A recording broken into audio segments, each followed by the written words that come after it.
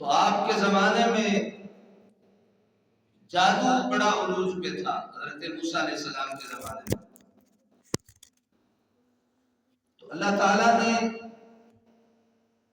حضرت موسیٰ علیہ نبینا علیہ الصلوۃ والتسلیم کو ان جادوگروں کے جادو کے کمال پہ کمال دے کے بھیجا. مثلا انہوں نے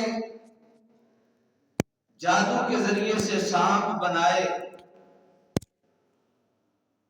تو اللہ تعالیٰ نے حضرت موسیٰ علیہ السلام کو حکم فرمایا کہ موسیٰ، یہ جو تمہارے ہاتھ میں چھڑی ہے، اس چھڑی کو پھینکو، یہ چھڑی اژدہا بن جائے گی، اور یہ اژدہا ان تمام سانپوں کو کھا جائے گا. ایسا ہی ہوا. موسیٰ علیہ السلام نے عصا پھینکا اور وہ عصا ان تمام سانپوں کو ایک ہی لقمے میں نگل گیا. وہ ہکا بکا رہ گئے. اسی طرح جب حضرت عیسیٰ علیہ السلام کا زمانہ آیا تو حضرت عیسیٰ علیہ السلام کے زمانے میں طب بڑے عروج پہ تھی. یہ جو یونانی اور یہ دیگر جتنے بھی. تو اللہ تعالیٰ نے حضرت عیسیٰ علیہ السلام کو جو طب کے کمالات تھے وہ عطا کر کے بھیجے. وہ ہر بیماری کا علاج رکھتے تھے، لیکن ان کے پاس کوڑی کا علاج نہیں تھا. یہ جو جسم پہ کوڑ نکل آتے ہیں، اس کا علاج ان کے پاس نہیں تھا. کوئی مادرزاد اندھا ہوتا اسے وہ ٹھیک نہیں کر سکتے تھے. کوئی مر جاتا، ان کے پاس اس کی زندگی کا کوئی علاج نہیں تھا. لیکن وہ اپنے زمانے میں طب کے بڑے ماہر اور کمال رکھتے تھے. تو اللہ تعالیٰ نے حضرت عیسیٰ کو ان کے کمالوں پہ کمال دے کے بھیجا. اللہ تعالیٰ نے حضرت عیسیٰ کو یہ کمال دیا کہ حضرت عیسیٰ ہاتھ پھیرتے تھے، اللہ تعالیٰ کوڑی کا کوڑ ٹھیک کر دیتا تھا، اور ہاتھ پھیرتے تھے اللہ مادرزاد اندھوں کو آنکھیں عطا فرما دیتا تھا. اور مردہ کوئی ہوتا تو اللہ کے پیارے نبی حضرت عیسیٰ علیہ السلام قم باذن اللہ کے الفاظ کے ساتھ اس مردے کو زندہ کر دیا کرتے تھے.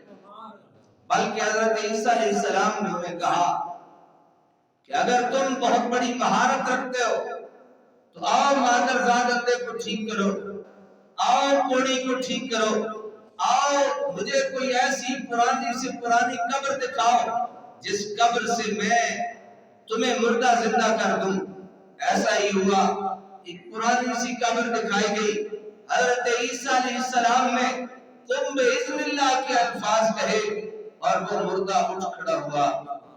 اب جب انہوں نے یہ کمالات عیسیٰ دیکھے تو وہ گم ہو گئے، کیونکہ سارے کمالات طب کے رکھتے تھے. ہر بیماری کا علاج ان کے پاس تھا، لیکن کوڑی کے کوڑ کو ٹھیک نہیں کر سکتے تھے. مادرزاد اندھے کو آنکھیں نہیں دے سکتے تھے، مردہ کو زندگی نہیں بخش سکتے تھے. تو اللہ تعالیٰ نے یہ سارے کمالات حضرت عیسیٰ نبینا علیہ الصلوۃ والتسلیم کو عطا فرما کے بھیجا تھا. اسی طریقے سے جب باری آئی آپ کے اور میرے پیارے آقا حضرت محمد رسول اللہ صلی اللہ علیہ وسلم کی، تو اللہ تعالیٰ نے حضور سرور کائنات کو وہ کمال دے کے بھیجے جو قیامت تک کے جتنے کمال تھے ان کمالات سے بڑے کمال تھے. مثلا حضور نبی رحمت صلی اللہ علیہ وسلم جب تشریف لائے تو عربی جو لوگ تھے وہ پوری دنیا کے لوگوں کو عجمی کہتے تھے کہ یہ گونگے ہیں، انہیں بولنا نہیں آتا. ان کا ایک بہت بڑا شاعر تھا لبید بن اسم، بڑا شاعر تھا ان کا. اس نے کچھ کلام لکھ کے کعبۃ اللہ کی دیوار پہ لٹکا دیا اور چیلنج کر دیا کہ اگر کوئی میرے کلام جیسا کلام لکھ کے لے آئے میں اسے 50 اونٹ انعام دوں گا. میں اسے کتنے اونٹ انعام دوں گا؟ 50 اونٹ انعام دوں گا. کیا ہوا؟ اللہ تعالیٰ نے اپنے پیارے محبوب پہ سورہ کوثر نازل فرما دی. انا اعطیناک الکوثر فصل لربک وانحر ان شانئک هو الابتر. یہ سورہ مبارکہ اتری تو صحابہ کرام علیہم رضوان نے یہ سورت لکھ کے اسی ولید بن اسد کے مقابلے میں جا کے کعبہ کی دیوار کے ساتھ لٹا دی. اب جب لٹکائی شور مچ گیا کہ ولید کے مقابلے میں کوئی کلام لکھ کے لٹکا گیا ہے. بڑا اس کا چیلنج تھا 50 اونٹ دوں گا، کوئی میرے مقابلے کا کلام نہیں لکھ سکتا. اسی دورانیے میں ولید بن اسد وہاں سے چلا، رش لگ گیا کعبہ کی دیوار کے پاس. اتنا بڑا شاعر، اتنا بڑا نام. اب وہ بھی چھپتے چھپاتے آیا، کہا دیکھوں تو صحیح.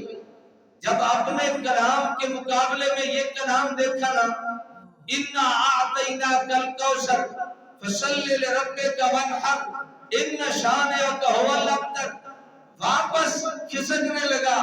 کسی نے پکڑ کے پوچھا ولید تیرا تو بڑا چیلنج تھا، تو نے تو یہ کہا تھا، اب پلٹ کیوں رہے ہو؟ تو جاتے ہوئے کہنے لگا ما ھذا کلام البشر، یہ کسی بندے کا کلام ہو سکتا ہی نہیں. جو اتنی بڑی مہارت رکھتے تھے، اتنا بڑا عربی پہ کمال رکھتے تھے، اللہ تعالیٰ نے ان سے اونچا کمال میرے محمد کو دے رکھا تھا اور عطا کر کے بھیجا تھا. اب آپ اندازہ لگائیے، آگے چلتے جائیے. میں ایک بڑی پیاری سی بات آپ کی خدمت میں عرض کرنا چاہتا ہوں. اللہ تعالیٰ نے اپنے محبوب کو جتنا کمال دے کے بھیجا، جتنی چیزیں دے کے بھیجی، ان سب کی نسبت اللہ نے اپنی طرف کی ہے. اللہ نے کس کی طرف کی ہے؟ مثلا اللہ نے کہا اے محبوب ہم نے آپ کو کوثر دی، تو یہ نہیں کہا کہ تجھے کوثر مل گئی، بلکہ اللہ نے کہا انا اعطیناک الکوثر، ہم نے تجھے کوثر دی. رسالت دی تو فرمایا انا ارسلناک، حبیب پیارے ہم نے تجھے رسول بنایا. اللہ تعالیٰ نے سیر کرائی تو فرمایا سبحان الذی اسری بعبدہ، وہ ذات جو ہر عیب سے پاک ہے، اس ذات نے تجھے اپنے بندہ خاص کو سیر کروائی. یہ اختصار کے ساتھ جتنے کمالات دیے اللہ نے، ہر کمال کی نسبت اللہ نے اپنی طرف فرمائی. اللہ نے کس کی طرف فرمائی؟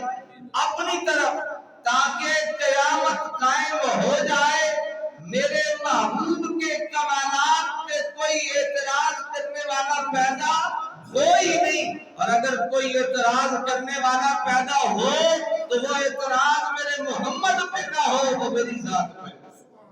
ہر بندہ سوچے گا کہ سیر تو اللہ نے کرائی، تو اللہ تو قادر ہے، اللہ تو ہر کام کر سکتا ہے، اللہ تو علی کل شیء قدیر ہے، اللہ تو کن فیکون کا مالک ہے، اللہ تو کائنات کو ایک لمحے میں بنا بھی سکتا ہے، ایک لمحے میں تباہ و برباد بھی کر سکتا ہے. میں نے تم ایسے چلتے چلتے سچ ہے جھوٹ ہے اللہ بہتر جانتا ہے، لیکن عقل کے قریب جا کے لگا ہماری کہ یہ ترکی کا، یہ شام کا واقعہ ہے کہ ایک بندہ اسے اس کے مالک نے کرایہ نہ ہونے کے سبب گھر سے نکال دیا، گھر سے نکال دیا، اور وہ اپنے بیوی بچوں سمیت فٹ پاتھ پہ آ گیا، ایک خیمے میں آ گیا. وہ لکھتا ہے کہ 3 دن پہلے یہ واقعہ ہوا، آج میں بھی اور میرا مالک دونوں خیمے میں ہیں. آج میں بھی اور میرا مالک دونوں ایک خیمے میں ہیں. وہ چاہے پل جھپکنے میں بستیاں آباد کر سکتا ہے اور وہ چاہے تباہ و برباد کر سکتا ہے. وہ چاہے تو راتوں رات اپنے محبوب کو مسجد حرام سے مسجد اقصی تک لے جائے، اور پھر مسجد اقصی سے مکان تک لے جائے، سدرۃ المنتہا تک لے جائے، اور پھر اپنے محبوب کو سدرۃ المنتہا سے لامکان تک لے جائے۔ اللہ تعالیٰ نے اور نبیوں کو بھی معراج عطا فرمائی، جن میں حضرت عیسیٰ علیہ السلام کی معراج بھی مشہور ہے کہ اللہ تعالیٰ نے حضرت عیسیٰ کو زندہ آسمانوں تک اٹھا لیا۔ اب کوئی عیسائی یہ کہہ سکتا تھا کہ مسلمان تم بھلے مسلمان ہو، ہمارا نبی تو آسمانوں پہ چلا گیا، تمہارا نبی؟ تو ہم کہتے ہیں آسمان ایک مکان میں ہے، آسمان ایک مکان میں ہے۔